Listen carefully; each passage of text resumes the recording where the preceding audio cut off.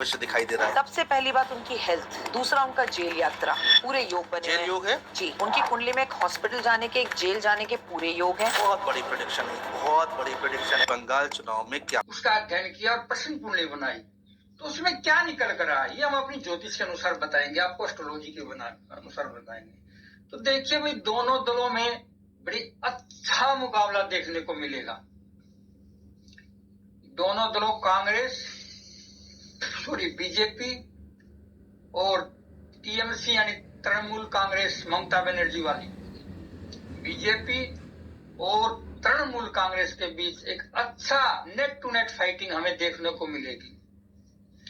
दोनों के बीच जबरदस्त मुकाबला होगा, एक रोमांचक मुकाबला होगा। इसके अनुसार भाई देखो, हमें एक दोनों के बराबर की टक्कर है, लेकिन ज्योतिष के अनुसार इस बार भाई बीजेपी को एज मिल सकता है। वहाँ ये आपकी भविष्यवाणी क्या उसी तरफ अंदेशा दे रही है? संभावना है, लेकिन ममता बनर्जी की सरकार इस बार फिर से बंगाल में आती हुई दिखाई पड़ती है। आप उन एस्ट्रोलॉजर्स में, रेयर एस्ट्रोलॉजर्स में, जो ये भविष्यवाणी करे धर्म ज्ञान पर कि ममता दीदी की वापसी दोबारा यानी कि चौथी बार क्वीन बनेंगी। देखिए, अगर सबका देख करके बोलना रहे तो सब बीजेपी बोल रहे हैं, लेकिन अगर मुझे आप कह रहे हैं कि डिक्टेटर एस्ट्रोलॉजर और फिर मैं दूसरों का फॉलो करूं तो फिर मैं फॉलोवर हो जाऊंगा।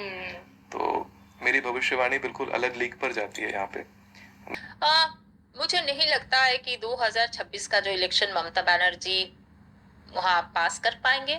मुझे बहुत कम उम्मीद है। अब मैं गलत हो सकती हूँ तो टाइम ही बताएगा, पर मुझे नहीं लगता है कि ये, तो मैं अभी से नहीं, पिछले साल की अप्रैल में मैंने एक ट्वीट किया था कि पहली बार लोग ममता बनर्जी के खिलाफ रास्ते पे आएंगे।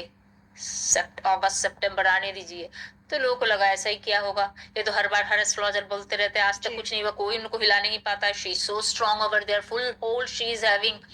फिर पता चला आरजे का केस हो गया, कुछ वहां गड़बड़ हो गया। पहली बार सारे बंगाली उनके खिलाफ आए, रास्ते पे धरना दिया, बहुत कुछ हुआ। सो तब लोगों को लगा कि नहीं, मैम जो कह रहे हैं कुछ तो सही है। अदरवाइज लोग मुझे पूछते थे कि उनकी तो कुंडली नहीं है ऑथेंटिक वाली, आप किस बेसिस पे बता रहे हो? तो मैं जो कुंडली देख रही हूँ उस बेसिस पे अगर सारी चीजें सही हो रहा है तो मैं सही बोल रही हूँ। मेरे पास सही कुंडली है जो मुझे लगता है।